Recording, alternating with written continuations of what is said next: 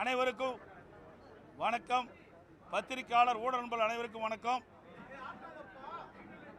சட்டப்பேரவை விதி எண் 55 கீழ் கவன ஈர்ப்பு ஒன்று அனைத்து இந்திய அண்ணா திராவிட முன்னேற்ற கழகத்தினுடைய சட்டமன்ற உறுப்பினர்கள், நானும் மரியாதைக்குரிய அண்ணன் OS மணியன் அவர்கள், மரியாதைக்குரிய அக்ரி கிருஷ்ணமூர்த்தி அவர்கள் மற்றும் பல சட்டமன்ற உறுப்பினர்கள் அரசனுடைய கவனத்தை ஈர்க்க வேண்டும் என்ற அடிப்படையிலே சட்டமன்ற பேரவை விதி 55 கீழ் கவன ஈர்ப்பு கொடுத்து 5 நாட்கள் ஆகின்றன. 5 நாட்களாக இந்த கவன ஈர்ப்பை எடுக்கப்படவில்லை. இந்த கவன ஈர்ப்பு மிக முக்கியமான கவன ஈர்ப்பு.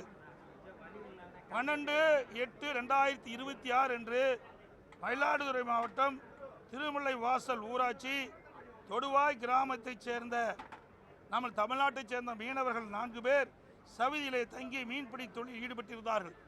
இவர்களை ஈரானி கடற்கொள்ளையர்கள் தாக்குதல் நடத்தியுள்ளார்கள். இதில் மாவீரன் வயது 38 துப்பாக்கியால் நெற்றில் சுடப்பட்டதால் அப்பொழுதே அவர் இறந்துவிட்டார். மற்றும் பால்ராஜ், தகப்பன் பெயர் சாமித்துறை, திருமுல்லை வாயல். 2வது சங்கர், தகப்பன் பெயர் கோவிந்தசாமி, திருமுல்லை வாயல். 3வது மணிகண்டன், கடலூர் ஆகியோர் படுகாயத்துடன் சவுதி மருத்துவமனையில் சிகிச்சை பெற்று வருகிறார்கள். இறந்தவர் உடலை தமிழ்நாட்டிற்கு கொண்டு வரவும் காயப்பட்டவர்களை மீட்டு அவர்களுக்கு உரிய சிகிச்சை அளித்து குடும்பத்திற்கு தகுந்த வாழ்வாதார உதவி வழங்கும் அரசனுடைய கவனத்திற்கு கொண்டு வருவது தான் இந்த கவன ஈர்ப்பு தீர்மானத்தை கொடுத்தோம். இந்த அரசாங்கம் தமிழர்களை காப்போம் என்று வாய் அளவில் பேசுகிறாங்க. ஆனால் இன்றைக்கு தமிழ்நாட்டை சேர்ந்த மயிலாடுதுறை மாவட்டத்தை சேர்ந்த மீனவர்கள் 4 பேர் மீன்பிடி தொழில் ஈடுபட்டுக்கின்ற பொழுது சவுதியில் இருக்கின்றவர்கள் அந்த மீனவர்களை சுட்டதால் ஒருவர் இறந்திருக்கிறார். அந்த உடல் தமிழ்நாட்டுக்கு கொண்டு வர வேண்டும். அதை அரசனுடைய கவனத்திற்கு கொண்டு வருவதற்கு மென்ஷன் பண்ணுவதற்கு கூட இங்கே தமிழக வெற்றி கழகத்தினுடைய அரசாங்கம், சட்டப்பேரவைத் தலைவர் சட்டமன்றத்திலே மென்ஷன் பண்ணுவதற்கு கூட அனுமதி கொடுக்கல. அது குறித்து தான் நாங்கள் வெளிநடப்பு செஞ்சிருக்கிறோம். இவர்கள் எப்படி தமிழ்நாட்டு மக்களை காக்க போறாங்க? இன்றைக்கு தமிழ்நாட்டு மக்களுக்கு ஒரு தமிழன் எங்கே இருந்தாலும் பாதிக்கப்பட்டால் அவருக்கு குரல் கொடுப்பதுதான் அரசுடைய கடமையாக கடந்த காலத்தில் இருந்தது. ஆனால் இன்றைக்கு தமிழனுக்கு பாதுகாப்பும் கிடையாது. வெளிநாட்டில் வாழ்கின்ற தமிழனுக்கு பாதுகாப்பும் இல்லை. வெளிநாட்டவர்களால் சுட்டு கொல்லப்பட்டு அந்த உடல் சவுதியிலேயே ஒரு வாரமாக கிடைக்கின்றது. அந்த உடலை தமிழ்நாட்டிற்கு தாயத்துக்கு கொண்டு வர வேண்டும் என்ற அடிப்படையில் தான் விதி எண் 55 கீழ் கவன ஈர்ப்பு நான் கொடுத்தோம்.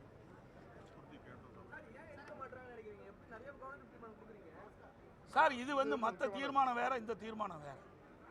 இது அவருடைய உயிர் இன்றைக்கு வெளிநாட்டில் சுட்டு கொல்லப்பட்டிருக்கார். தமிழ்நாட்டை சேர்ந்த மயிலாடுதுறை மாவட்டத்தை சேர்ந்த திருமுல்லை வாயில் பகுதியை சேர்ந்த ஒரு மீனவர், 4 மீனவர் மீன்பிடித்திட்டு இருக்கிறாங்க. அதில் சுடப்படுறார். அதில் ஒருவர் இறந்து விட்டார். அந்த உடல் அங்கேயே இருக்கின்றது. அந்த உடலை மீட்டு தமிழகத்துக்கு கொண்டு வர வேணும். இதுதான் கோரிக்கை. இதில் என்ன இருக்குது? இது ஒரு வாரமாக 4-5 நாளாக தொடர்ந்து கேட்டுட்டு இருக்கிறோம். 5 நாட்களாக தொடர்ந்து அவையில் வலியுறுத்திட்டு இருக்கிறோம். இதை விட முக்கியமான என்ன பிரச்சனை இருக்குது? இன்னைக்கு எதுக்கோ பாராட்டு கொடுக்குறாங்க. அத்தனை உறுப்பினருக்கும் பாராட்டு கொடுக்குறாங்க. இது ஒரு உயிர் போயிருக்குதுங்க. தமிழ்நாட்டை சேர்ந்த ஒருவர் வெளிநாட்டால் சுடப்பட்டு இறந்திருக்கிறார். அந்த உடலை தாயகத்துக்கு கொண்டு வருவதற்கு இவர்களுக்கு பதில் சொல்வதற்கு ஏன் அச்சப்படுகிறார்? இதை கூட இவர்கள் கவனத்தில் எடுத்துக்கொள்ள வேண்டும். இந்த அரசாங்கம் எப்படி செயல்படும் என்பது மக்கள் உணர வேண்டும். ஏங்க, ஒண்ணுமே இந்த கவர்மெண்டா நடக்கலையே. எல்லாம் ரீல்ஸ் மாதிரி தான். எல்லாம் ரீல் விட்டுக்கிட்டு புகடல வரும்போது கத்துறாங்க. எது கத்துறானே தெரியாத கத்துறான். ஏங்க, ஒருவர் உடலை மீட்க வேண்டும் என்று சோதனையான நேரத்தில், இன்றைக்கு துயரமான நேரத்தில் கத்திக்கிட்டு இருக்கிறாங்க. இவர்களுடைய சட்டமன்ற உறுப்பினருடைய நிலைமை இப்படி இருக்குது. இவர்கள் எங்க போய் நாட்டு மக்களை காப்பாற்ற போறாங்க?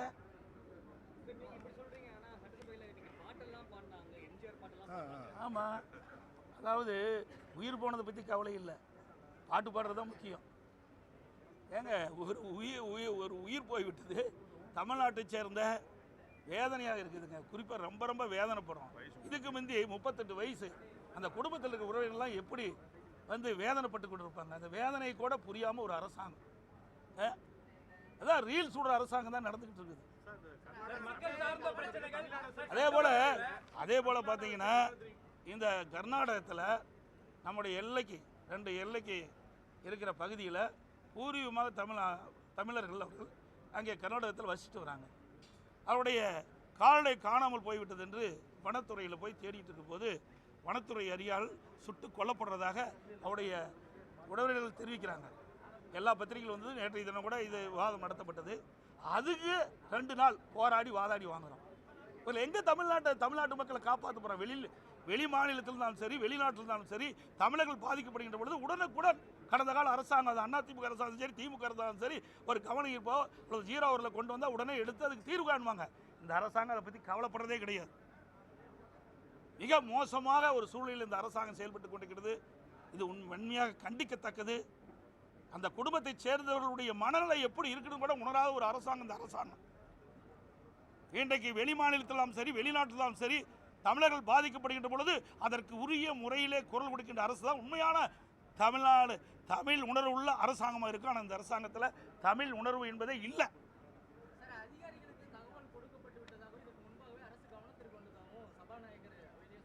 ஏன் இதை சொல்ல வேண்டியதான பதில் இல்லை? இதில் என்ன கஷ்டம் இருக்குது? நாங்கள் மென்ஷன் தாங்க பண்ணுறோங்கிறோம்.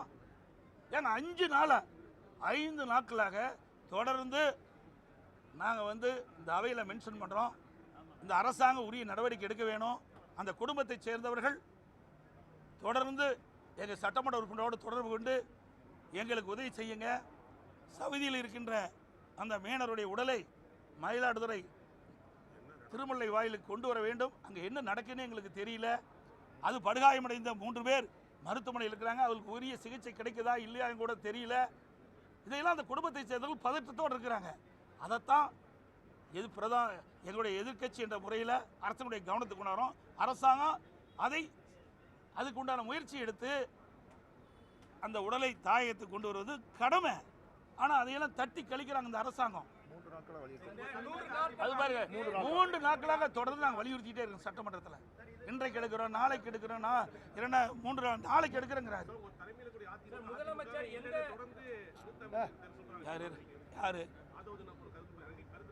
யார் அவரா? அந்த கட்சி இருக்குதா இல்லையான்னு பார்க்கலாம். கொஞ்சம் நாள் கழிச்சு.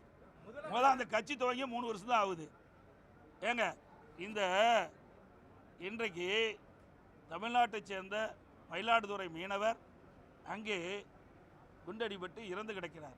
நாங்கள் வரும்போது கைதிட்டு சிரிச்சிட்டு இருக்கிறார். உணர்வு உள்ள ஒரு தமிழன் சிரிப்பானா? எவ்வளோ துயரமான சம்பவம் கிடையாது அவர்களுக்கு. ஏதோ அவர்கள் வந்து சட்டமன்ற உறுப்பினர் ஆகிட்டாங்க, ஆட்சி வந்துட்டுது, ஆட்சி அதிகாரம் இருக்கிறதுனால என்ன வேணாலும் செய்யலாம்னு நினைக்கிறாங்க. மக்கள் வெளியில் பார்த்துக்கிட்டு தான் இருக்கிறாங்க. எந்த அளவுக்கு வேகமாக வந்ததோ அந்த ஆட்சி, அந்த அளவுக்கு படுபாதாளத்தில் போயிடும் விரைவில். நன்றி, வணக்கம்.